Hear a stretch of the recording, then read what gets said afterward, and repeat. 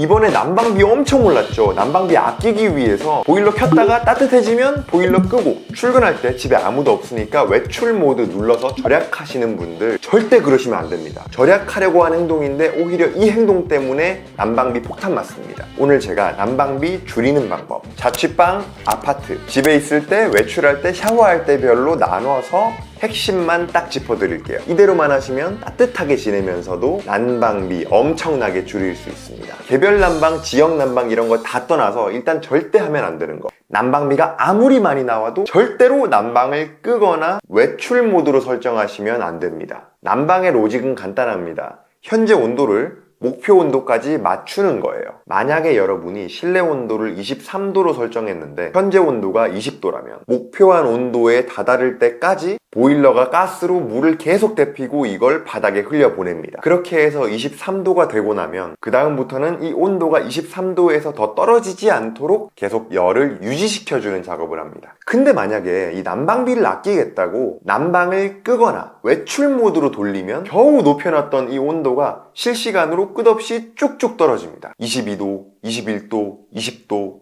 19도. 좀 쌀쌀해진 것 같네. 다시 킬까 하고 키면 이 떨어진 온도를 23도까지 다시 올리는 데에 정말 많은 에너지가 소모됩니다. 23도를 몇 시간 동안 쭉 유지하는 데에 드는 난방비보다 떨어진 온도를 다시 끌어올리는 데에 드는 난방비가 훨씬 많이 나와요. 운전하는 분들 아시죠? 50km 딱 정해놓고 같은 속도로 쭉 가는 게 70 밟았다가 30 갔다가 쭉 끌어올렸다가 이러는 것보다 훨씬 연비 운전에 도움됩니다. 난방도 비슷해요. 요즘 난방비가 너무 비싸서 좀 춥게 살더라도 어떻게든 아끼고 싶다 하시는 분들은 난방을 껐다가 다시 킬 게 아니라 애초에 목표 온도 자체를 21도, 20도 이런 식으로 좀 낮춰서 설정해야지 기껏 따뜻하게 만들어 놓은 온도를 훅 떨어뜨리고 나중에 다시 켜는 이런 행동은 절대 하면 안 됩니다. 난방은 24시간 켜는 겁니다. 절대 끄지 마세요. 그러면은 출근할 때는 어떻게 해요? 사람이 집에 없는데 외출 모드가 아니라 계속 보일러를 돌리라고요? 네, 맞습니다. 사람이 없어도 계속 켜놓으셔야 됩니다. 집을 아무리 10시간, 20시간씩 비우더라도 외출 모드는 절대 하시면 안 돼요. 외출 모드는요, 제조사마다 조금의 편차는 있지만 기본적으로 10도 아래에서 수도관이 동파되지 않을 정도로만 관리해주는 거예요. 완전히 끄는 것보단 낫지만 사실상 끄는 것과 다름없습니다. 정말 추운 날 외박을 하고 다음날 늦게 들어왔어요. 집이 막 13도, 14도 이래요. 이거 원래 온도까지 회복하려면 보일러 24시간 풀 가동해도 모자랍니다. 이런 날 가스비 폭탄 맞는 거예요. 잠깐 외출할 때는 웬만하면 그냥 냅두세요. 그 몇 시간 보일러 꺼서 아끼는 것보다 그 사이에 식은 온도 나중에 다시 올리는 데에 드는 에너지가 훨씬 치명적입니다. 아침 일찍 나갔다가 밤늦게 들어온다. 이럴 때도 외출 모드 하는 거 아닙니다. 온도를 2, 3도 정도만 낮춰놨다가 다녀와서 딱 그 정도만 다시 올리세요. 외박을 하거나 집을 이틀 가까이 비우더라도 최소한 17도 아래로는 떨어지지 않도록 설정해야 다시 켰을 때 난방비 폭탄 안 맞습니다. 외출 모드는 집을 비우는 시간이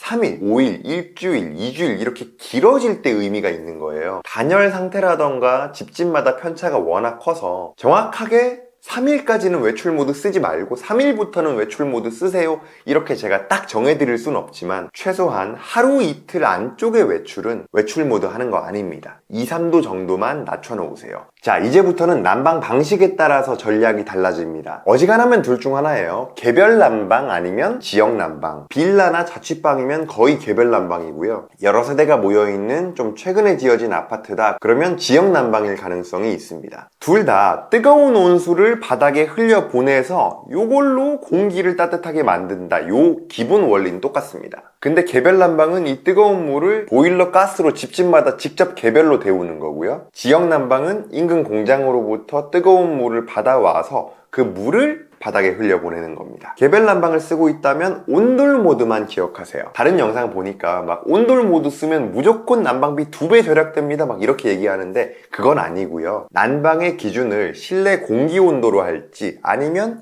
바닥에 흐르는 난방수 온도로 할지 요 둘 중 하나를 잘 골라주는 게 개별 난방 절약의 핵심입니다. 보통 실온 모드라고 부르는 실내 온도 모드입니다. 실온 모드는요, 온도 조절기 아래에 있는 센서에서 그 부근의 실내 공기 온도를 측정합니다. 실내 온도의 기준이 센서 근처의 공기이기 때문에 센서 가까이에 드라이기를 쐬면 이 센서가 실내 온도를 40도로 인식합니다. 만약에 이 온도 조절기 아래에 난방기구가 있거나 우풍이 숭숭 들어오는 창가나 외벽 근처에 있다면 실내 온도를 측정하는 데에 왜곡이 생기겠죠. 분명히 지금 집이 따뜻한데 목표 온도인 23도를 넘어서 24도, 25도 이러고 있는데 창가에 있는 온도 조절기는 이 근처 온도를 측정하니까 지금이 20도라고 믿고 계속 방바닥을 데우는 거예요. 그럼 어떻게 되겠어요? 불필요하게 난방비 폭탄을 맞는 겁니다. 그런 상황에서 사용하는 게 바로 온돌 모드입니다. 온돌 모드는 이 공기의 온도가 아니라 방바닥에 흐르고 있는 난방수의 온도를 기준으로 보일러를 돌립니다. 그래서 온도의 단위가 실내 온도는 23도, 24도 이러는데 온돌 모드는 막 75도, 80도 이래요. 왜 이렇게 뜨거워 싶으시겠지만 이건 물의 온도라서 그런 거예요. 난방수의 온도는 보일러 내부에서 측정하기 때문에 실온 모드에 비해서 훨씬 더 균일한 난방이 가능합니다. 만약에 우리 집이 벽 근처에만 가도 우풍이 막 느껴져, 단열이 안 돼, 실내 온도 떨어지는 속도가 너무 빨라, 그러면 실내 온도를 기준으로 했을 때 이 난방의 기준이 자꾸 바뀌겠죠. 그런 집은 난방수를 기준으로 하는 온돌 모드를 쓰는 게 좋습니다. 특히 자취생분들, 구축 빌라에 살고 있다면 무조건 온돌 모드예요. 참고로 온돌 모드는 한 60도에서 65도 정도를 권장합니다. 근데 우리 집이 단열이 잘 돼 있어. 옆집에서 트는 난방 열이 우리 집까지 전해져서 한번 올라간 기온이 쉽게 잘 안 떨어져. 그러면 공기의 온도가 유지가 잘 되겠죠. 바닥에 있는 난방수는 천천히 식어갈 거 아니에요. 공기의 온도는 충분히 따뜻한데 바닥에 흐르는 난방수가 식었다는 이유로 보일러가 돌아가면 이거 낭비죠. 그럴 때는 그냥 실온 모드에 놓고 쓰는 게 조금 더 이득입니다. 여기까지. 집에 있을 때랑 외출할 때 어떻게 하는지 아시겠죠? 이번엔 샤워할 때입니다.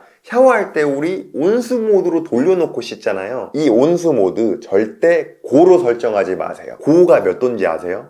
70도입니다. 아무리 쪄주고도 온수 샤워를 하지만 70도에 샤워하면요, 좋은 화상 걸립니다. 수도꼭지 제일 끝으로 돌려놓으면 뜨겁잖아요. 어떻게 해요? 수도꼭지 중간으로 돌려놓고 적당히 뜨거운 물로 씻습니다. 근데 그렇게 했을 때 보일러가 이거 중간으로 돌려놨으니까 중간으로 데워야지, 안 그래요. 일단 고로 설정해 놓으면 보일러는 70도까지 물을 데워 놓고요, 이 물에 찬물을 섞어서 미지근한 물을 내보냅니다. 이거 에너지 낭비고요, 가스비 폭탄 맞습니다. 웬만하면 저로 설정하고, 만약에 나는 조금 더 뜨거운 물로 씻고 싶어 하시는 분들은 중으로만 설정해놔도 뜨거운 물 콸콸 나옵니다. 고는 절대 안 됩니다. 여기까지가 바닥에 흐르는 난방수를 보일러 가스로 직접 데우는 개별 난방이었고요. 이번에는 지역 난방입니다. 지역 난방은 공장으로부터 뜨거운 물을 받아와서 난방수를 만들기 때문에 가스비라는 개념이 없습니다. 지역 난방은 난방수의 양을 얼마나 많이 썼냐, 물의 사용량으로 난방비가 결정됩니다. 실내 온도를 설정하면 현재 온도가 실내 온도와 똑같아질 때까지 이 바닥에 60도 정도 되는 물이 계속 들어왔다가 나갔다가 들어왔다가 나갔다가 하면서 이 실내 공기를 따뜻하게 만들어줍니다. 이때 들어갔다가 나온 물의 양이 얼마인지를 계량기가 계산을 해서 그만큼의 난방비를 관리비에 포함해서 청구하는 거예요. 근데 여러분 잘 생각해 보세요.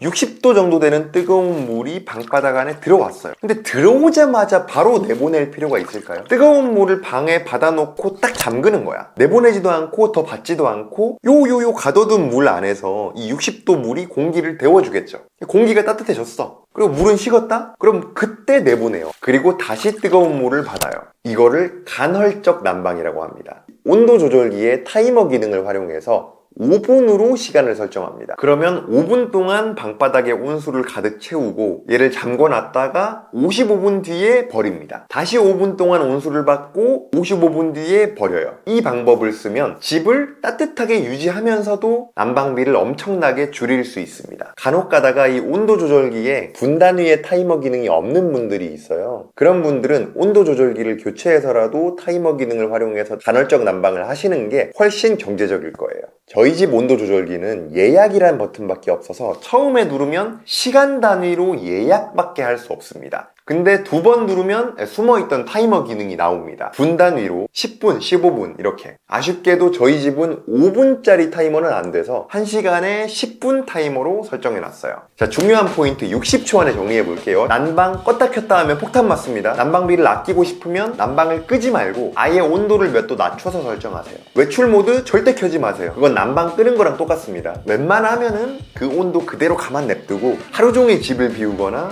외박을 하고 온다 그러면 2, 3도 정도만 조금 낮추세요. 개별 난방인데 단열이 잘 돼 있어서 실내 온도 유지가 잘 돼요. 그러면 실온 모드 쓰세요. 개별 난방인데 바람이 숭숭 들어오고 실내 온도가 너무 쉽게 낮아져. 실온 모드 쓰지 말고 온돌 모드 쓰세요. 난방소 온도 60도 정도 설정하면 됩니다. 온수는 고로 설정하는 거 아닙니다. 살 뒤어요. 중저로 쓰면 딱 맞습니다. 지역 난방은 보일러 가스비가 아니라 난방수 사용량으로 난방비를 책정합니다. 타이머 기능으로 1시간에 5분이나 10분으로 맞춰두고 들어온 난방수를 가둬두세요. 이게 바로 간헐적 난방. 그리고 나서 관리비 명세서 속에 있는 난방비 한번 확인해보세요. 저희 100개의 리뷰 채널은요, 이해할 수 있는 실용적인 테크 지식만 전합니다. 유용한데 조금 어려웠던 정보들 최대한 이해하기 쉽게 알려드릴 테니까요. 구독 누르고 다양한 정보들 받아보세요. 다음에 날이 따뜻해지고 여름이 되면 에어컨 냉방비 절약 꿀팁도 한번 가져와 보겠습니다. 도움이 되셨다면 좋아요 부탁드리고요. 네, 지금까지 100개의 리뷰였습니다.